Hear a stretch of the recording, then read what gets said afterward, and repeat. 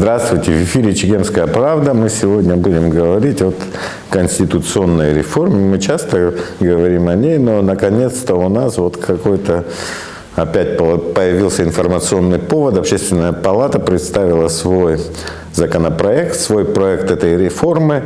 И сегодня мы будем говорить с человеком, который, в общем-то, уже давно занимается этой проблематикой. Он Тамазом Кецбат. Тамаз был первым председателем Конституционной комиссии при президенте, которая была создана еще в 2005 году. Но вот сделав вот такой круг, он вернулся сейчас член Общественной палаты и вот занимается опять же этой реформой, которую мы вот все 20 лет до сих пор вот пытаемся ее как-то реализовать, этот проект. Тамаз, добрый день. Добрый день. Я сразу поправлю тебя. Да. Председателем комиссии тогда был президент Сергей Васильевич Багапш. Просто при комиссии была создана рабочая группа, которую я возглавлял. Да. Ну, в общем-то, ты возглавлял эту группу юристов, которая там занималась этой реформой. Тамаз, начну. В общем-то, давай так вот обозначим, сейчас немногие просто знают, не знакомы с тем проектом, который был представлен вами. Там речь, в общем-то, идет. Я бы хотел, чтобы ты в тезисах, да, сказал. Это, в принципе, проект включает в себя это переход на смешанную систему выборов, расширение состава членов парламента и еще как бы полномочия перераспределяются между президентом и законодательным органом. Вот в тезисах можешь обозначить, вот, как все это выглядит? Попробую. Значит, хотел бы добавить очень существенный момент к вопросу. Да?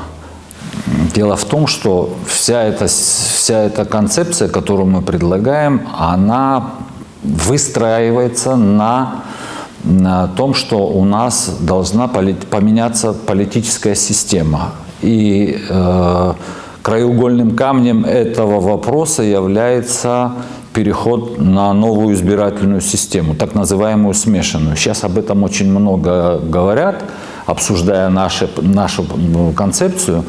Вот. Я еще раз повторю, мы, учитывая текущий момент, да, вот этот 30-летний опыт, наше состояние общества, уровень развития государственных институтов, уровень политической культуры, мы посчитали, что самым правильным подходом будет смешанная избирательная система, в которой существенное количество мандатов, большую часть мандатов будет отдана политическим партиям и меньшую часть депутатам-мажоритариям. Мы предложили цифру 45, она вызывает повышенный интерес. Мне немножко забавно это все наблюдать. Почему-то все зациклились на обсуждении этих цифр. Да? Как известно, наш парламент состоит из 35 депутатов. Мы в качестве нашего видения предложили 45, хотя не отказываемся от того, что можно оставить и 35. Но 45 нам кажется предпочтительнее. Потому что тогда мы будем иметь реально политический орган, не только законодательный, но нашему парламенту не хватает именно этой политической составляющей. Центральным звеном чего является наличие политической ответственности за все, что происходит в стране. То есть мы предлагаем рассматривать не просто механическое перераспределение полномочий от одной ветви власти к другой. Но все это должно покоиться на их взаимной ответственности и перед друг другом, и перед обществом. Вот это узловой момент. Это момент, без которого никакая реформа не состоится.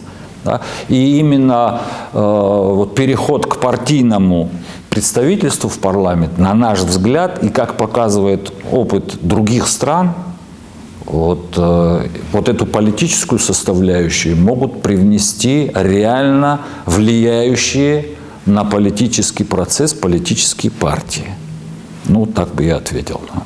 А вот насчет, ну, как бы вот система перераспределения, как у вас, там несколько у вас пунктов, предусмотренных законопроектом, там утверждение премьер-министра, утверждение там, вот я бы хотел бы, ты как озвучил бы. Значит, если переходить к конкретике, но еще раз хочу заострить внимание на том, что это все состоится, если парламент будет другим, не таким, как сейчас. Вот только на этой основе можно говорить о усилении ответственности и перераспределении полномочий. Сама суть перераспределения полномочий, мы называем это движение в сторону президентско-парламентской республики. Да? У нас сегодня вопрос формирования правительства – это прерогатива исключительно президента. То есть он ни с кем не согласовывает, ни с кем, так сказать, не обсуждает кандидатуру ни премьер-министра, ни правительства. И вот мы сейчас как раз были свидетелями формирования нового состава правительства, где президент единолично решил эти вопросы. Ну, мы исходим из того, что эта практика, она показала свои недостатки, причем очень существенные. Вот. Мы не видим никакого влияния на деятельность правительства со стороны парламента. Поэтому мы предложили другой подход. Мы оставляем право внесения предложения в первый раз за президентом, но если парламент, да, внесение кандидатуры в парламент, то есть если парламент поддерживает кандидатуру, значит, через 20 дней эта поддержанная кандидатура премьера вместе с кандидатами на остальные портфели, скажем, да, они приходят в правительство и получают вотум доверия. То есть, прошу прощения, в парламент, да, и должны получить вотум доверия. Вотум доверия на свои действия. Они должны сказать какие-то магистральные направления деятельности. То, что сегодня, на их взгляд, является приоритетом. Да? Ну, для примера можно сказать, что сегодня кричащим приоритетом для нашей республики является проблема с энергетикой. Да? Вот уже прошло 4 месяца, мы еще ничего не слышали на эту тему. Мы по многим темам вообще ничего не слышали. Дело в том, что если все будет так вот шатко-валко продолжаться, мы опять подойдем к осени, а за ней зима, и мы опять, как та старуха у разбитого корыта опять. Да? Хотелось бы услышать от правительства, какие они меры намерены предпринять. А не питаться какими-то слухами, какими-то, значит, обещаниями.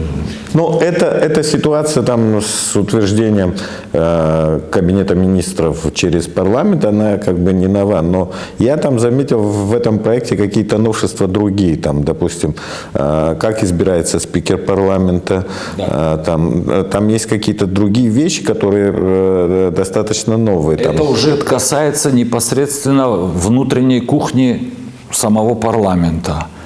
Если мы говорим о том, что у нас будет партийное представительство, и мы рассчитываем, что партии займут достойная и значительная часть мандатов будет у представителей от политических партий, значит, мы должны сделать так, чтобы политические партии стали главным действующим лицом политического процесса. У партии, получившей большинство, есть право выдвигать кандидатуру на спикера. У партии меньшинства, для того, чтобы права меньшинства были защищены, они не менее важны, чем права большинства. У партии меньшинства есть право выдвигать кандидатуру вице-спикера. Вот мы постарались и в внутреннюю структуру, и в работу самого парламента внести вот такой баланс. Причем институционально закрепленный в соответствующих актах. И в законе о правительстве, и в законе, и в регламенте парламента, и так далее, и тому подобное. И то же самое касается формирования уже парламентских комитетов. Да? опять же, в соответствии с тем процентным составом, которое занимает партия большинства, столько портфелей председателей комитетов будет принадлежать ей. Меньшая часть будет... То есть какие-то комитеты так или иначе возглавят, в принципе, могут возглавить представители оппозиционных Кроме организаций. того, мы пошли еще дальше, опять же, используя международный опыт, опыт других государств, мы посчитали, что какие-то кадровые назначения, но прежде чем к этому перейти, я хочу подчеркнуть особо, насколько усложняется и насколько повышается ответственность парламента. Вот в настоящем законе, в настоящее время и в Конституции отсутствует, и в законе о Кабинете министров отсутствует, например, такой пункт, как ежегодный отчет премьер-министра о проделанной работе. Вот мы предполагаем, что у парламента, в компетенции парламента будет заслушивание 5 важнейших должностных лиц. Это надо прописать в Конституции. Это отчет премьер-министра, это отчет генерального прокурора, ежегодный отчет. Это доклад, не отчет, а доклад председателя Верховного суда о состоянии судебной системы, о задачах. Это доклад уполномоченного по правам человека и отчет председателя контрольной палаты. Вот если говорить по-серьезному, это не просто театральное действие, где парламент сидит, механически пропускает через себя некую информацию. Во-первых, самим этим отчетам высоких должностных лиц должна предшествовать предварительная работа. Должны быть согласованы параметры этих отчетов с парламентом, да, что парламент хочет выслушать. Предварительно соответствующий комитет парламентский должен провести свою работу, да, и выступить достойным оппонентом на этом отчете. То есть вот я назвал 5 таких серьезных докладов, которые должны ежегодно звучать в парламенте. Вы представляете, какая предварительная должна быть работа парламента и последующая после того, как эти слушания прошли. Да? То есть какие выводы, какие законодательные акты надо принять для реализации каких-то положений и так далее. Ну, я еще не упомянул, у нас в Конституции прописан ежегодный доклад президента, ежегодное выступление президента. Я бы его немножко по-другому переформулировал. О положении в стране. Это точка зрения главы государства. Это не отчет о проделанной работе. То есть мы должны проводить четкую разницу. В чем суть выступления президента и в чем суть доклада, отчета премьер-министра. Да? Это точка зрения главы государства о положении в стране. То есть его оценка состоянию дел. Отчет премьер-министра – это то, что сделано и то, что намерено сделать правительство на следующий год. В принципе, у нас как бы многие вещи прописаны. Тоже послание президента, оно у нас как бы имеет режим ежегодного, но однако вот последние годы это стало редким явлением. То есть тот же экс-президент, кажется, он один раз делал ежегодное послание. Хаджимба тоже несколько посланий пропустил. То есть вот как бы есть вещи, которые у нас прописаны вроде бы в законе, но они вот такого не соблюдаются, и в общем-то никакого в реальности там наказания, там какой-то ответственности за это не предусмотрено. У нас вообще есть, ну вот ладно, с президентом мы обычно разбираемся как бы по-другому, да, то есть у нас нет этого, вот мы об импичменте уже сколько лет говорим, да, и у нас этот механизм не определен. То есть у нас импичмент происходит как бы по совершенно другому сценарию, там штурм президентского дворца, и как бы и на этом полномочия президента прекращаются. Но вот сейчас как-то прописывается, допустим, ты вот сейчас говоришь отчет там премьер-министра, ежегодный отчет премьер-министра, ежегодный отчет там, председателя суда и так далее. Если они не делают отчет, как-то вот это все отражено в документе, ну вот просто правительство сказало, не придем отчитываться. Генпрокурор сказал, не буду отчитываться. Ну, во-первых, мы закладываем заложили в нашей концепции возможность выражения вотума недоверия правительству. То есть, если какие-то будут очевидные, грубые нарушения Конституции, никто не мешает парламенту, так сказать, применить напрямую применить ответственность. Ваш вотум недоверия, он может привести к отставке? Как обязательно президент обязан отправить в отставку правительство, если парламент будет настойчивым в этом вопросе? Вполне. То есть это прописано? Нет, там даже не указано, что это президент делает. Достаточно, чтобы парламент сам проголосовал, и правительство уходит в отставку. Да. Такая форма ответственности есть. Да. Хорошо. Я знаешь, о чем так наблюдаю. То есть в первый же день, когда был опубликован этот проект, прям первый день и на следующий день куча всяких общественных организаций, политических партий, и высказали свое мнение, но это в основном были такие общественные организации такого, может быть, нейтрального, условно нейтрального. Сегодня в нашем сообществе, в общем, сложно быть нейтральным, да? Да, тебя сразу обычно кому-то быстренько присобачат. И оппозиционные организации, они такое всеобщее одобряем выразили по поводу этого проекта, но других таких политических организаций, которые допустим, поддерживали президента, от них молчок. То есть я и от самой исполнительной власти, в общем-то, ничего не услышал. Ни от президента, ни от политических организаций, ни от Нацахары, Единой Абхазии и так далее. То есть никаких комментариев ни за, ни против, как они относятся к этому. В общем, молчок.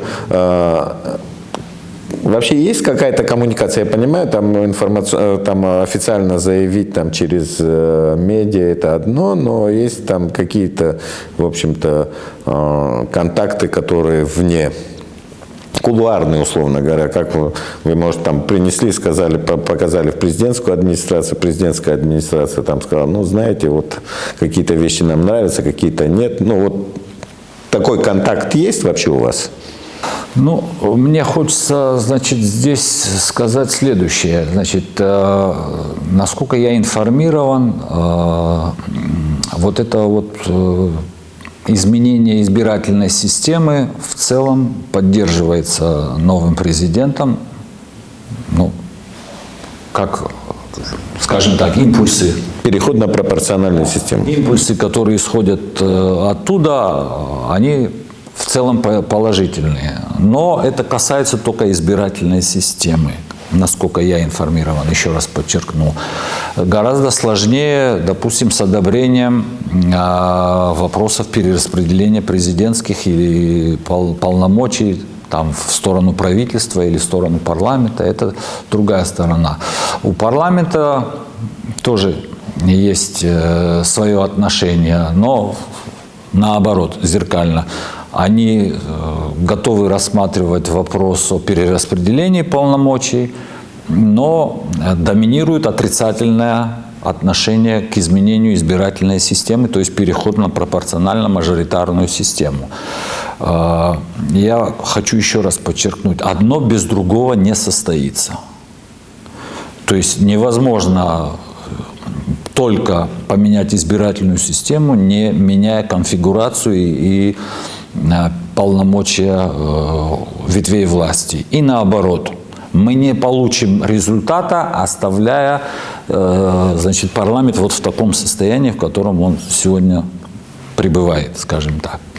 Но здесь две такие взаимоисключающие позиции.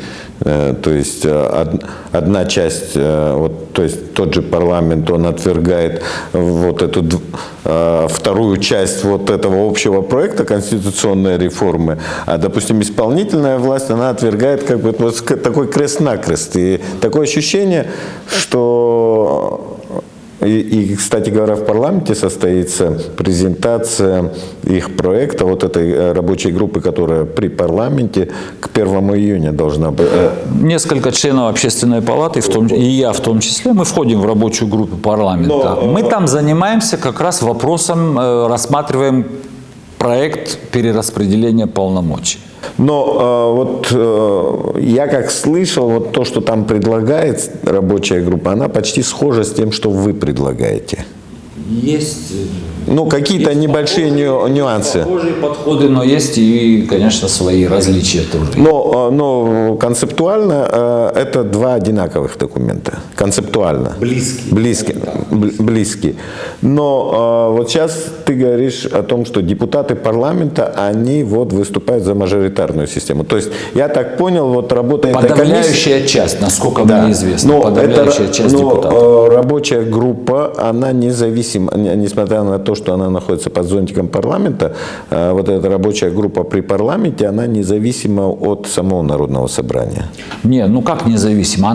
Она сформирована парламентом, но туда включены и люди со стороны, юристы, юристы, общественные деятели и так далее. То есть может так быть, что, допустим... Но под шапкой парламента. Под шапкой парламента, но это будет все-таки независимый проект от парламента.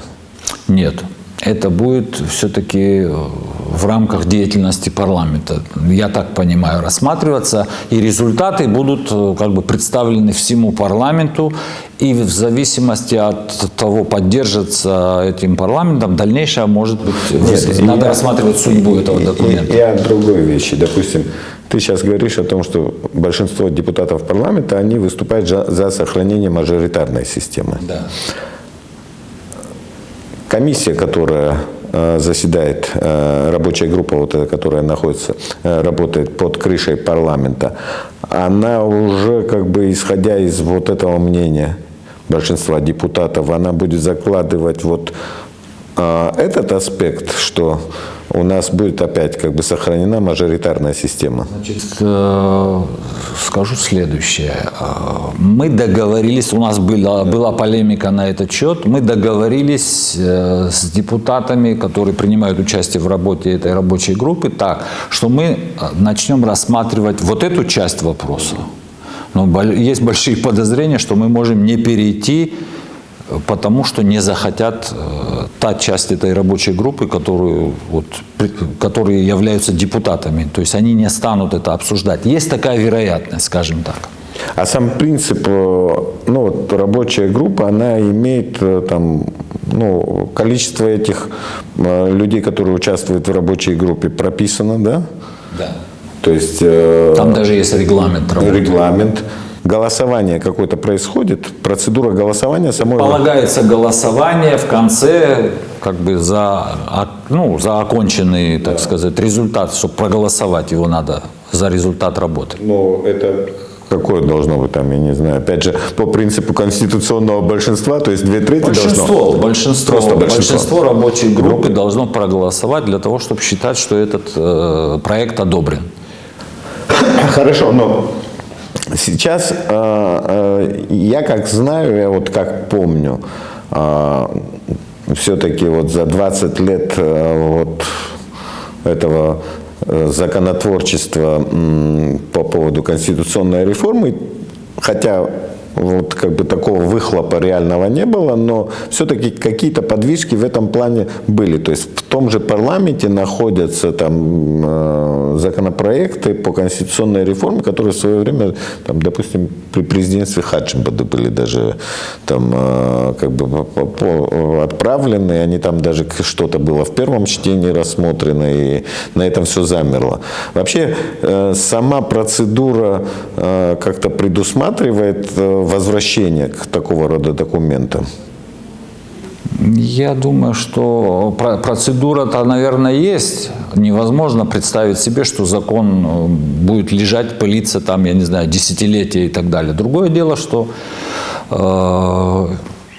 это субъективное решение депутатов парламента.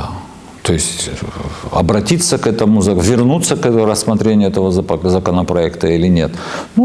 Это довольно распространенная практика, когда по принципу своего личного отношения не инициируешь или, наоборот, препятствуешь даже тому, чтобы возобновился процесс рассмотрения того законопроекта, который был там 10 лет назад или 5 лет назад. У нас многие законопроекты так вот, их судьба именно такова. Но я к чему это вот сейчас вспомнил? Потому что тогда был подготовлен, да, проект, спущен в парламент, но никаких, хотя там вроде бы там эти конституционные законы, они имеют там временную, там сколько там, от первого до второго, когда третье чтение происходит и так далее, но, в общем-то, какой-то все равно жесткой дисциплины, что вы обязательно в любом случае должны там второе чтение провести, вот этого не было. Нет. А сейчас вот нынешний проект, он как-то предусматривает, что мы все-таки, у нас такое ощущение, что мы все время где-то как бы буксуем на одном и том же. То есть проект подготовлен, но дальше вот все стопорится. Но вот есть такое понимание, что вот этот проект в любом случае должен быть доведен до какого-то логического конца, что вот должны как-то принять его, рассмотреть в первом, во втором, в третьем чтении. Но я думаю, что вот в той части, которую мы сейчас разрабатываем, это вот то, что касается, он будет до какого-то логического конца. Там, конечно, много компромиссных моментов, но тем не менее до какого-то логического конца он будет доведен. Другое дело, процедура его дальнейшего продвижения, это уже внутренняя кухня парламента, насколько они строго следуют своему регламенту. По логике, конечно, этот законопроект должен быть вынесен и рассмотрен как минимум в первом чтении. Но поскольку депутаты, так сказать, довольно свободно обращаются со своим внутренним распорядком, то как бы гарантировать или что-то такое более конкретное я ничего не могу. Невозможно. Но исходя все равно из той работы, которая проводилась, мне кажется, было бы логично, учитывая, что следующие у нас парламентские выборы через 2 года в 27-м весной. Да. Весной, в марте, если я не ошибаюсь. Да. Да. И то есть времени, в принципе, впритык, учитывая, что... Да. И то есть если мы сейчас опять не уложимся в этот временной срок, то мы будем говорить опять о том, что выборы у нас пройдут по старой, по старой схеме, нам придется еще 5 лет ждать. Да. То есть можно ли, если вот такая ситуация существует, что вот парламент затягивает рассмотрение вопроса, все-таки вынести его на какой-то референдум? Теоретически такая возможность есть. Да, это сложно, конечно. Понятно, что сложно, да, но... Сложно реализуемое, просто там надо собирать поддержку этого, подписи и так далее. Это должна быть организованная большая группа людей. Значительное количество людей должно участвовать во всем этом процессе. Но в самой ты уже в 2 комиссиях, и в составе общественной палаты, и парламентской участвуешь. Вообще это рассматривается вот такой вариант? Или вы все рассчитываете, что это все-таки закончится парламентом? Мы пока этот вопрос этого вопроса не касались. Задача стоит локально, закончить вопрос с перераспределением полномочий, то есть изменением ландшафта этого политического. Да. Мы, конечно, то есть люди извне, мы, конечно, и те юристы, которые принимают участие, там как раз большая часть поддерживает именно то, что все это дело должно быть совмещено и спараллелено, то есть эти процессы неотделимы друг от друга.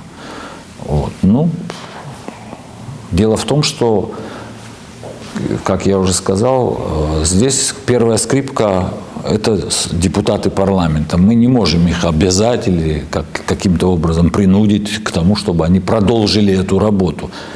Если они скажут «стоп», на этом работа рабочей группы заканчивается, мы люди со стороны. Да. У нас, к сожалению, несмотря на то, что вот эти все проблемы муссируются довольно долго, вот как ты сказал, более 20 лет, но вот эта критическая масса растет очень медленно. Критическая масса, которая должна перевесить в сторону этого самого. При всем том, что я должен сказать, что количество людей, которые потихонечку приходят к пониманию этого, оно растет, но, к сожалению, довольно медленно, и на власть это как бы особо не очень влияет. Да. То есть это в основном это люди из того, что мы называем гражданского общества, из общества в целом и так далее. Хотелось бы, конечно, услышать аргументы против. То есть хотелось бы каких-то публичных дискуссий на эту тему. Если вы не хотите наше предложение рассматривать, а как вы видите дальнейшую судьбу? Да?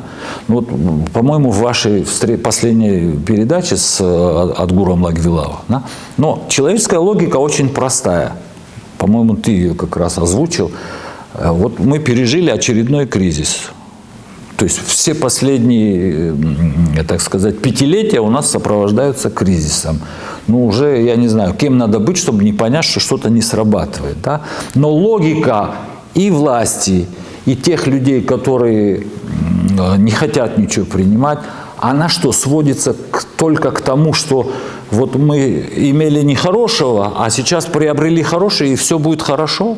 То есть там неудачный президент, один неудачный президент, второй неудачный президент, третий неудачный. А вот сейчас у нас удачный президент, поэтому мы нашли хорошего парня. Ну так, это же разговоры для, не знаю, для какой степени наивности должны быть. Понимаешь? Нормальное общество и нормальная власть должна делать уроки какие-то, извлекать уроки из пройденного пути. Но у нас есть, в общем-то, я исхожу, вот почему нам нужно вот концептуально менять, опять же, систему, опять же, менять, переходить от мажоритарной хотя бы к смешанной, хотя я вообще перешел бы на партийную систему. Еще да, потому что, вот смотри, у нас прошли президентские выборы, да, и ну, там оппозиция там набрала, там сторонники оппозиции, если там исходить из того, там в финале там голосовали там за Адгура Ардзинба, там 42%, да? 42%. При мажоритарной системе, вот той выборной, которая есть, то есть в каждом округе можно набрать, то есть кандидат от оппозиции может набрать 42%, и в итоге ни в одном округе не выиграть. Да, но вот эти 35 мест, которые отходят там сторонникам, ну, условно, там, власти, да, то есть они не отражают вот этого спектра, существующего политического спектра. Совершенно. Да, они могут отражать, что вот в этом конкретном месте, там, маленьком округе, человек там говорит, я займусь вашими хозяйственными делами, да, условно, там, водопровод отремонтирую, там, где-то кусок асфальта положу или уже положил, да, там загодя аванса.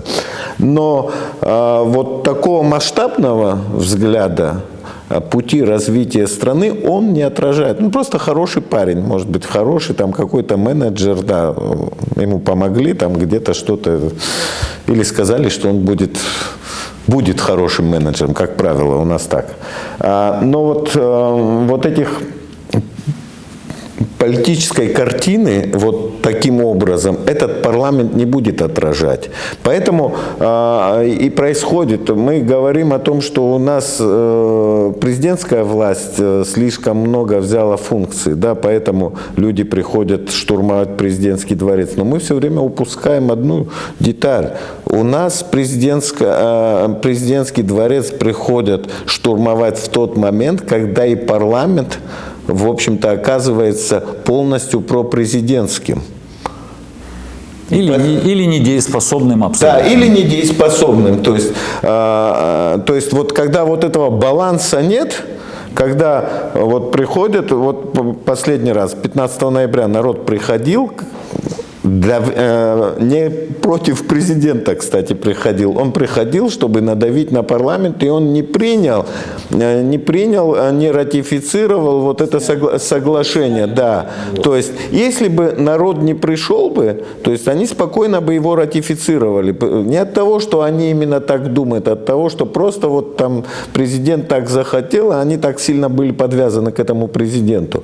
Поэтому я говорю о том, что все-таки парламент тоже должен быть сбалансированным. И вот мажоритарная система, и мы знаем, как эта мажоритарная система выборная работает. Когда я вот там прошел, и человека с корточек поднял, дал ему там условно 5 миллионов рублей, которые, в общем-то, нигде не учитываются. Да, там они там прошли, и он стал депутатом. Да, и вся его политическая жизнь, собственно говоря, начинается вот сразу от корточек, и он сразу пришел в парламент. Мы до этого довели эту систему. Вот что касается вот этого народного представительства, да, вот через вот эту мажоритарную систему.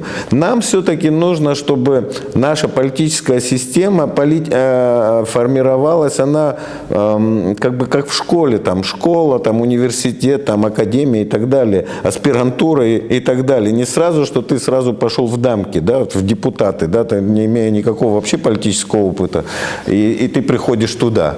И при этом она должна соответствовать вот тем политическим настроениям, которые существуют в обществе.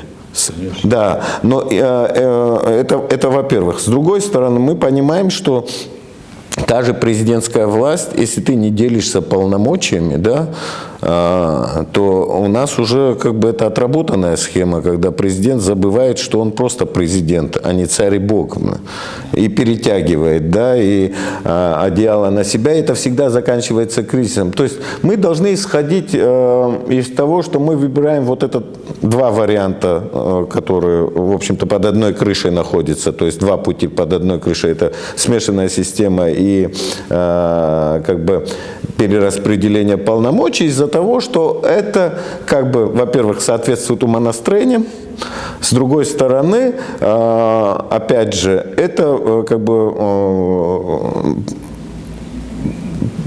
как бы лечит этот кризис, то есть не лечит, а как бы создает ситуацию, при котором мы не приходим все-таки к этому кризису. То есть это вот такая терапия, да, то есть мы пытаемся создать ситуацию, при которой не надо проводить хирургических операций, как, условно говоря, когда ты там очередной переворот происходит, да, то есть вот эта терапия, она должна существовать, то есть это система терапевтическая. И странно будет, если мы в очередной раз вот этого шанса как бы лишим сами себя. Я бы сказал, что здесь вот то, что ты употребил термин сбалансированность. Это очень важный момент, когда в парламенте определенно, организационно будет оформлено меньшинство, но их мнение будет известно, потому что большинство так бездумно и безоглядно, как сейчас, оно побоится действовать, оно всегда будет артикулировать в общество свою позицию, оглядываясь на меньшинство, потому что пойдет реальная конкуренция за симпатии населения, за поддержку той или иной позиции. Мы же не говорим о том, что там нам надо прийти к такой системе, где реально формируется коалиционное правительство, как во многих странах Европы. Да? Мы на этом, боже упаси, не настаиваем. Но то, что в парламенте сегодня мы предлагаем, это реально во многом сбалансирует ситуацию. И мы предлагаем различные механизмы для развязывания вот этих узлов конфликтных. Каждый раз, когда мы дополнительные какие-то полномочия адресуем парламенту, это с точки зрения развязывания вот этих конституционных противоречий, которые могут возникнуть между исполнительной и законодательной властью. Да. Но вот хотелось бы, чтобы, конечно, все наши, так сказать, политики задумывались как раз именно об этой стороне вопроса, о том, как избежать вот по любому поводу таких резких конфликтных ситуаций. Они случаются во многих и в более благополучных странах, слава богу, мы это видим. Да, полностью исключить конфликт между ветвями власти нельзя, но надо двигаться в сторону того, чтобы максимально находить какие-то конституционные механизмы решения проблем, а не так, чтобы сразу все это выливалось в какие-то острые какие-то ситуации. Ну, я все-таки буду завершать передачу. Я надеюсь, что вот это большая работа, которая была проведена Общественной палатой, и та работа, которая сейчас проводится при парламенте, рабочей группой, созданной при парламенте, и она не прошла даром. Что все-таки наши депутаты, наши политики, наши политические организации и так далее, они сделали, в общем-то, выводы из нашего исторического прошлого, да, вот из нашей исторической традиции, которая сложилась не так, как мы хотели, да, и внесли какие-то коррективы и сделали это срочным образом, потому что у нас, опять же, парламентские следующие выборы, меньше 2 лет осталось до следующих парламентских выборов, и нужно уже как бы торопиться с этим делом, и я благодарю сегодняшнего нашего гостя Томаса Кецба. Томас, большое спасибо. Я надеюсь, что мы продолжим наши дискуссии, так или иначе вернемся к этому вопросу о конституционной реформе. Ну, а на сегодня я буду с вами прощаться. До свидания. До новых встреч.